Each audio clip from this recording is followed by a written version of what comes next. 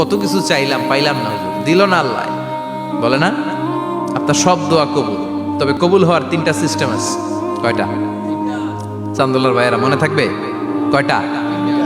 আপনি যত দোয়া করছেন সব কবুল, কারণ আল্লাহর কাছে কিছু চাইলে আল্লাহ ফিরাইয়া দিতে জানে না। আল্লাহ জানেই না কেমনে ফিরাইয়া দিতে হয়। সুবহানাল্লাহ কোন? চাওয়া মাত্রই আল্লাহ বলে অ্যাকসেপ্টেড, যা কবুল, দিব দিব না এটা বলতে জানে না, চাওয়া মাত্রই বলে দিব। 3 সিস্টেম। নাম্বার 1, আপনি আল্লাহর কাছে দোয়া করলেন, চাইলেন, আল্লাহ বলে দিব, বলেই তিনি দিয়ে দেন আর আপনি খুশি হয়ে যান, পেয়ে গেলেন। নাম্বার 2, আপনি আল্লাহর কাছে দোয়া করলেন, চাইলেন, তখনও আল্লাহ বলে দিব, তবে এখন না, সবুর, একটু পরে দিব। কখন দিলে আমার জন্য ভালো, আমার চেয়েও ভালো জানে কে, পরে দিবে। নাম্বার 3, চাইলেন, দোয়া করলেন, আল্লাহ তখনও বলে দেব, তবে এখনো না, পরেও না, কিয়ামতের দিন যেদিন বিপদে পড়বে ওই দিন দেব।